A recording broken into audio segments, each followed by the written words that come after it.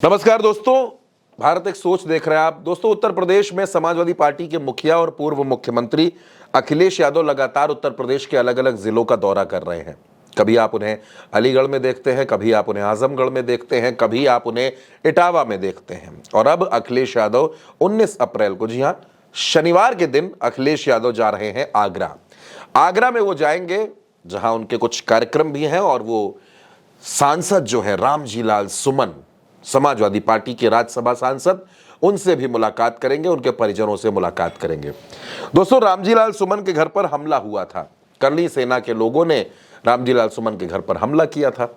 अब अखिलेश यादव 19 तारीख को रामजी लाल सुमन और उनके परिजनों से मिलेंगे और समाजवादी पार्टी के जो सोर्सेज हैं, दोस्तों, जो समाजवादी पार्टी से जुड़े लोग हैं, उनका यह दावा है कि 19 अप्रैल को अखिलेश यादव कोई बड़ी घोषणा कर सकते हैं।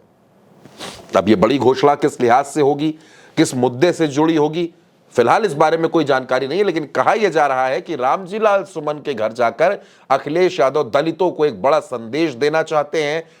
करणी सेना पर भी वो टिप्पणी कर सकते हैं, अपनी बात रख सकते हैं और उत्तर प्रदेश में समाजवादी पार्टी की अगली रणनीति का खुलासा भी अखिलेश यादव रामजी लाल सुमन के घर से ही करते नजर आ सकते हैं।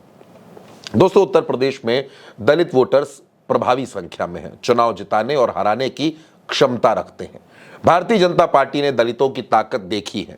दलितों की ताकत का एहसास उसको तब भी हुआ जब दलितों ने उसका साथ दिया, प्रचंड बहुमत की सरकार बनवाई, और यह एहसास तब भी हुआ जब दलितों ने 2024 के लोकसभा चुनाव में भारतीय जनता पार्टी और एनडीए से किनारा कर लिया। नतीजा, उत्तर प्रदेश में भारतीय जनता पार्टी 33 सीटों पर सिमट गई और देश में 240 यानी बहुमत से 32 सीटें उसकी कम हुई।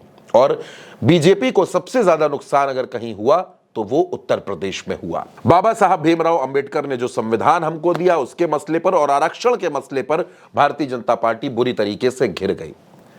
आज भी बार बार समाजवादी पार्टी पीडीए का मुद्दा उठाती है। अखिलेश यादव बार बार इस बात को कहते हैं कि पीडीए समाज के लोगों के साथ अन्याय हो रहा है, दलितों का घर जला दिया जाता है, लेकिन सरकार की तरफ से कोई कार्रवाई नहीं होती। सरकार सिर्फ अपनी पीठ बजाती रहती है और अपने कामों का फर्जी ढोल बजाती है।